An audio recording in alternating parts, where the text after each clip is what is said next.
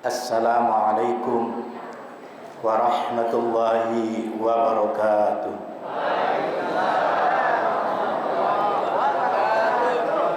Alhamdulillah, alhamdulillahilladzi an'ama alaina bi ni'matil iman wa hadana ila dinil Islam. Allahumma salli wa sallim wa barik ala sayyidina wa maulana Muhammadin wa ala alihi wa ashabihi al-kiram. Amma ba'd, faqala Allah ta'ala azza wa jalla fi kitabihil karim. A'udzu billahi minasy syaithanir rajim. Qul bi fadlillahi wa bi rahmatihi fabidzalika falyafrahu huwa khairum mimma yajma'un. Al-ayah. Sadaqallahul azim.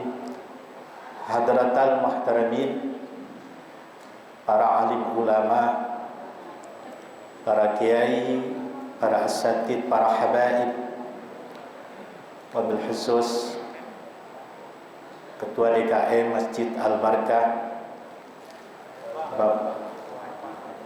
Bapak Haji Muhadi beserta para pengurus yang lain, Al-Mukarramun, para kiai yang hadir, diantaranya Bapak Kiai Haji Furqan dan Bapak Kiai Thohir, serta para tokoh dan sesepuh masyarakat, bapak-bapak, ibu-ibu, hadirin hadirat jamaah yang mudah-mudahan di pagi hari ini diberikan sehat walafiat, diberikan panjang umur, sukses selalu dalam meraih rezeki yang halal, terhindar dari segala macam musibah, dirahmati dan dimuliakan oleh Allah Subhanahu wa ta'ala.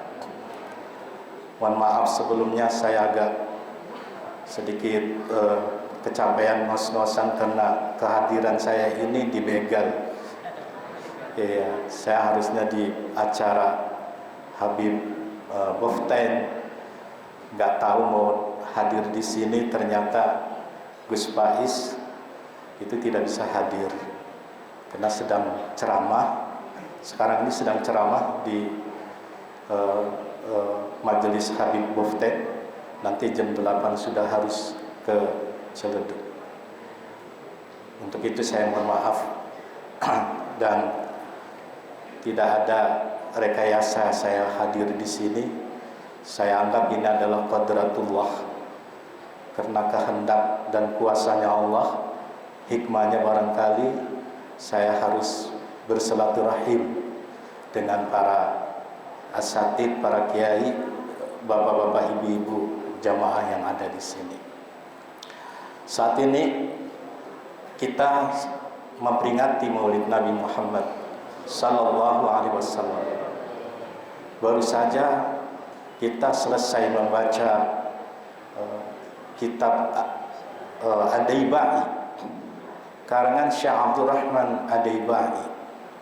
Kalau tadi diteruskan kitab tersebut, ada kalimat di dalam kitab Ad-Daibai itu, wa kana sallallahu alaihi wasallam ahsanal khalqi khuluqa. Adalah Nabi Muhammad sallallahu alaihi wasallam sebaik-baiknya makhluk dan sebaik-baiknya perilaku atau budi luhur. Bapak Ibu yang saya hormati, fokus kita saat ini kepada figur Nabi Muhammad sallallahu alaihi wasallam yang bisa dijadikan qudwatun hasan atau uswatun hasan, suri tauladan yang baik. Berarti konsekuensi orang yang memperingati Maulid Nabi di saat mahalul qiyam bisa menghadirkan Nabi Muhammad sallallahu alaihi wasallam. Mudah-mudahan Rasulullah hadir di saat kita berdiri tadi, di saat kita mengucapkan ya Nabi salam alaika, ya Rasul salam alaika. Kalau kita lihat kalimat ini, ya Nabi salam alaika, wahai Nabi salam sejahtera atas dirimu, ini menggunakan domirnya, ada kalimat domir mukhatab yaitu anta. Anta ini wahda, sendiri. Berarti kalau kita berbicara dengan seorang, kamu wahai Pak Kiai Thohir telah hadir di sini, itu orangnya ada. Kalau orangnya ada, berarti nabinya hadir. Ketika ibu berdiri tadi, ketika bapak berdiri tadi, itu rasulnya telah hadir di tengah-tengah kita. Jamaah, bagaimana untuk menghadirkan istihdar kepada Rasulullah Sallallahu Alaihi Wasallam? Ya, kita jangan kalah dengan menghadirkan seorang artis yang sudah meninggal 31 tahun yang lalu. Ya, di Kemayoran itu kemarin artis Nike Ardillah telah dihadirkan. Dengan cara bagaimana? Dengan cara pendekatan teknologi metahuman. Nah, metahuman ini adalah perpaduan antara dunia fisik dengan dunia virtual.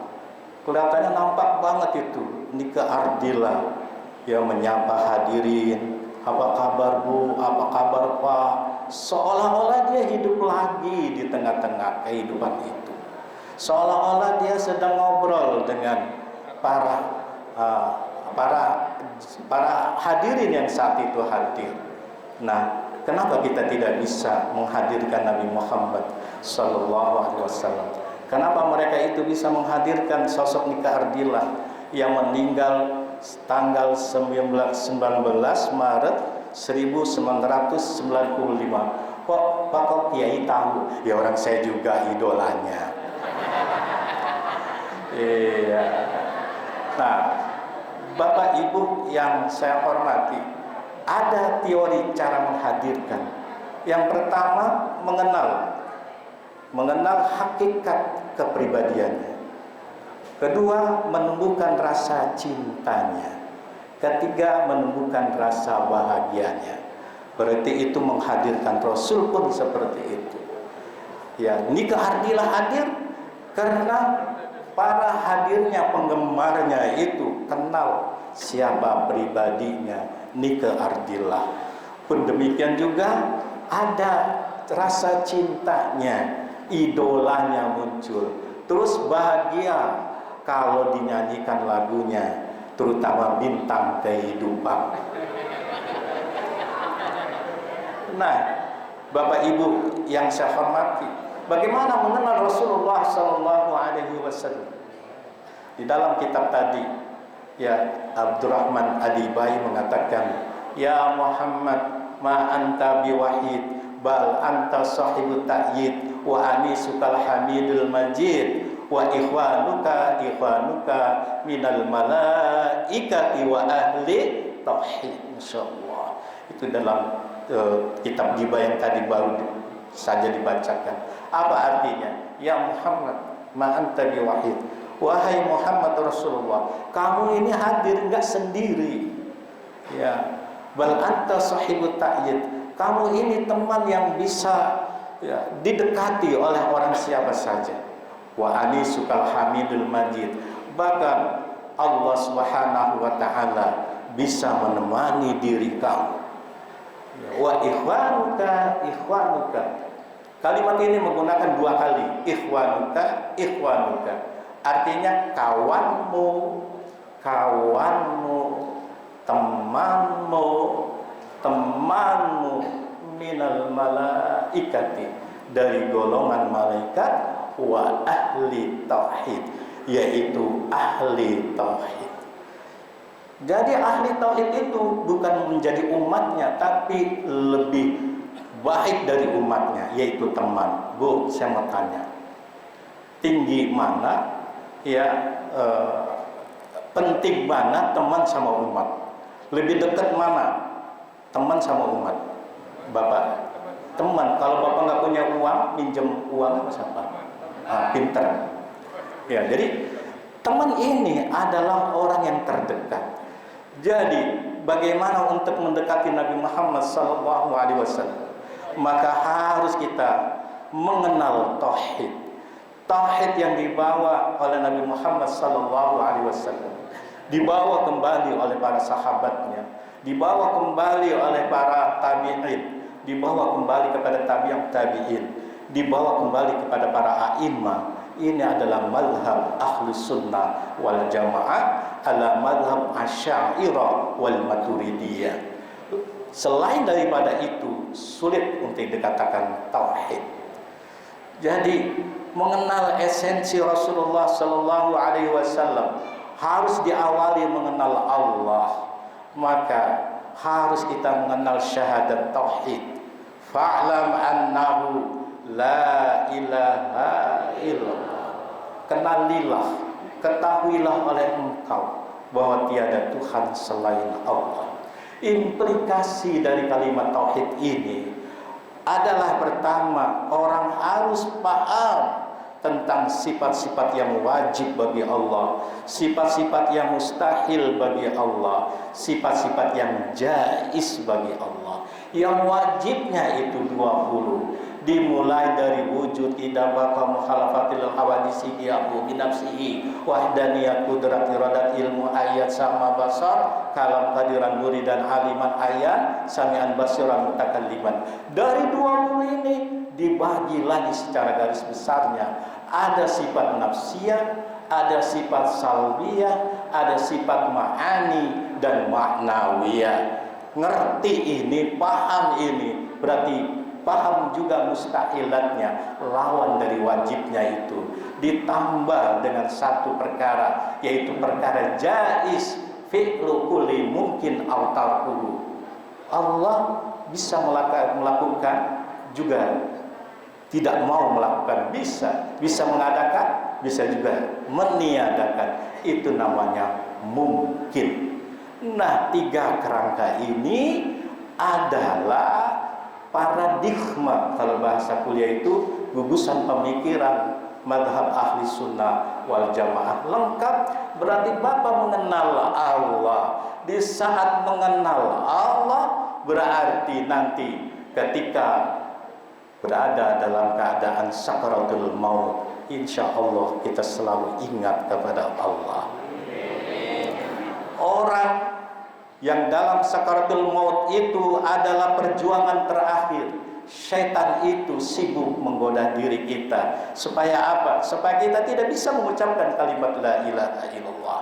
Kalau kita ini paham dari struktur tadi, sering kita biasa mengingat kalimat la ilaha illallah.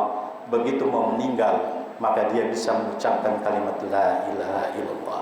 Man qala la ilaha illallah dakhalal jannah. Siapa yang bisa mengucapkan kalimat la ilaha illallah masuk surga. Kenapa terbiasa? Jamaah.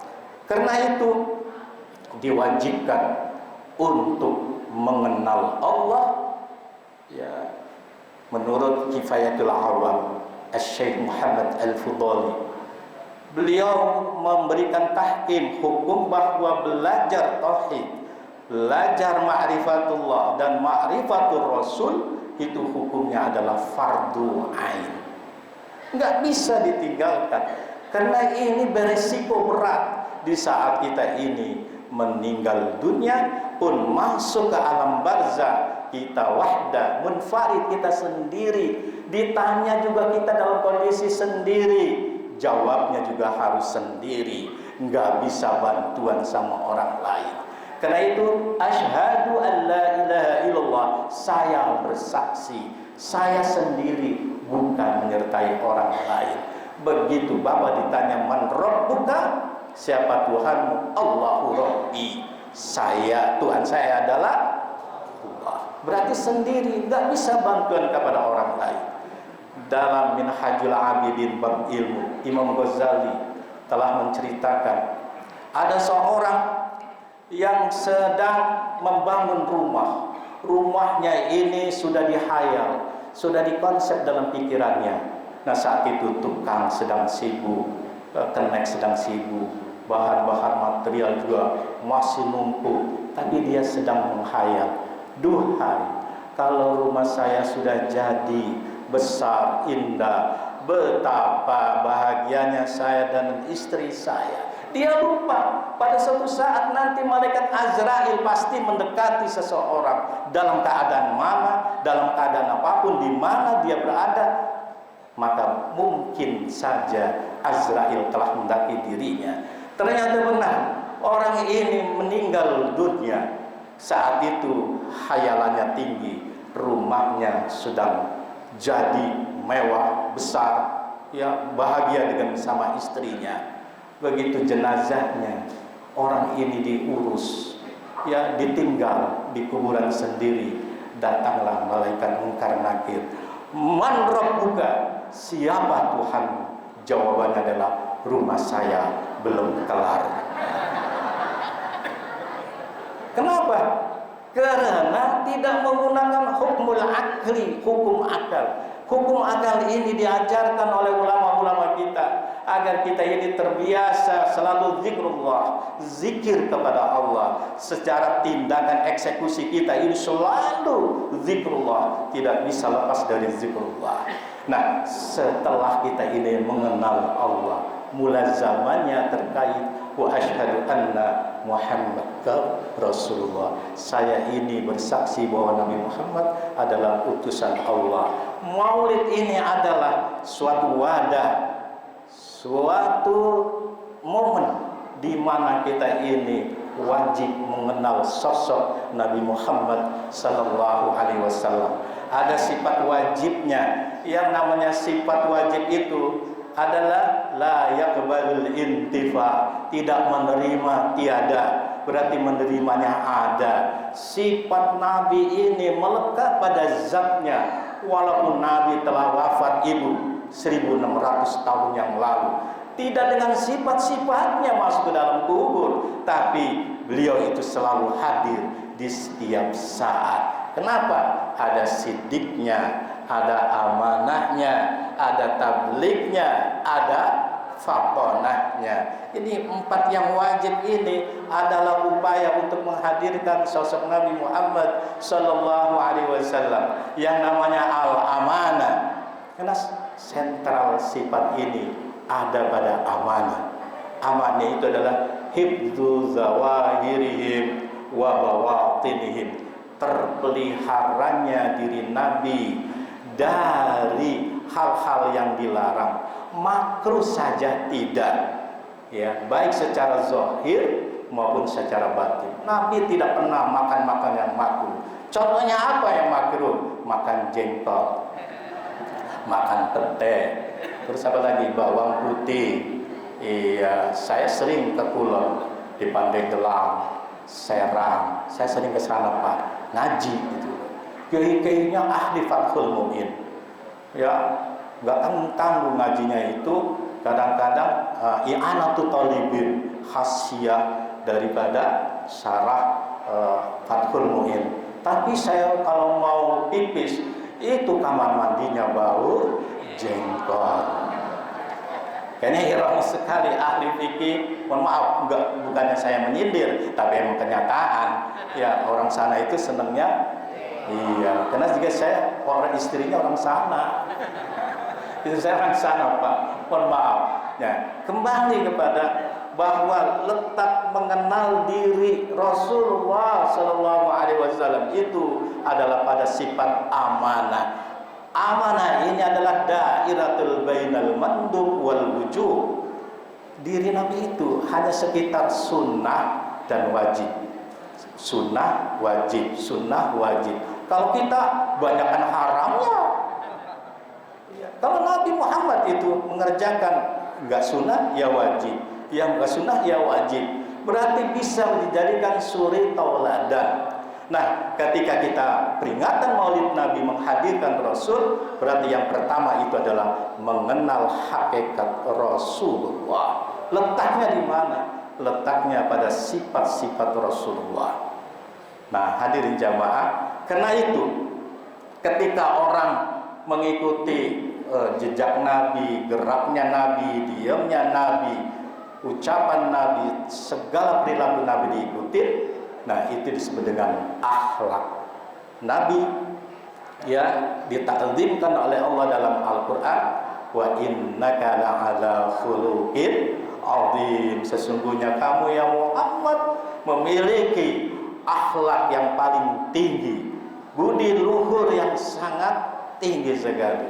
Jamaah, ketika kita sudah mengenal esensi Nabi ini, baru tumbuh rasa cinta kita kepada Rasulullah Sallallahu Alaihi Wasallam. Meskipun kita ini amalnya sedikit, sedekahnya masih sedikit, ibu, nggak seberapa amaliannya, tapi kalau kita ini punya cinta kepada Rasul, insya Allah akan diperhatikan oleh Rasulullah Sallallahu Alaihi Wasallam. Suatu saat ketika Rasulullah masih hidup, di zaman Rasulullah hidup, ada seorang tukang minyak wangi. Kalau dia mau jual minyak wangi ke pasar, dia mampir dulu ke rumahnya Nabi. Saat itu Nabi sedang sholat duha, diketok pintunya. Maka setelah selesai sholat, Nabi menghampiri orang itu. Ada apa, Mas? Begini ya Rasul, saya ini gelisah kalau tidak melihat wajah kamu. Kalau saya sudah melihat wajahmu, hati saya tenang. Saya begitu tumbuh rasa cintanya kepada engkau wahai Rasulullah. Ya udah nih, lihatin wajah saya. Selesai ini orang, besoknya datang lagi, begitu lagi datang lagi. Tidak sehari-harinya orang ini datang sehari 2 kali, pagi dengan waktu asar. Begitu waktu asar tiba, orang ini mengetok pintu Nabi. Nabi keluar, ada apa Mas? Saya mau melihat wajah kamu. Pagi kan udah. Ya, enggak, begini ya Rasul. Kalau aku nanti enggak panjang umur, aku ini meninggal dunia, engkau masih hidup, aku tidak bisa melihat wajah kamu lagi ya wahai Rasulullah. Atau sebaliknya, engkau sudah meninggal, saya masih hidup, aku pun tidak bisa melihat wajah kamu ya Rasul. Atau begini, kita sudah di akhirat, saya masuk neraka, Anda masuk surga, saya tidak bisa melihat wajah kamu. Mumpung di sini saya memuaskan melihat wajah kamu. Dipuaskan melihat wajah Rasulullah. Orang ini pulang, ditunggu besok paginya. Ternyata orang ini tidak muncul, tidak hadir. Sampai 4 hari Rasulullah rindu sama orang ini, ditanya, cari tahu Rasulullah, bertanya pada sahabat-sahabatnya. Ternyata ada kabar orang ini sudah meninggal dunia. Nah, Rasulullah ziarah ke makam orang tersebut, berdoa sambil meneteskan air mata. Sahabat bertanya, ya Rasulullah, orang ini tukang minyak wangi, sahabat kamu juga bukan, saudara kamu juga bukan, dari kalangan ahlul bait juga bukan. Kenapa kamu begitu peduli, begitu perhatian sama dia? Hei sahabat, kamu tahu nggak orang yang bersama aku nanti masuk surga? Mana orangnya? Nih kuburannya. Kenapa ya Rasulullah? Karena dia cuma modal cinta kepada Rasulullah. Mudah-mudahan bapak-bapak yang hadir ini betul-betul cinta kepada Rasulullah. Yang terakhir adalah tumbuhkan rasa bahagia kita bersama Rasulullah Sallallahu Alaihi Wasallam. Di dalam satu ayat surat Yunus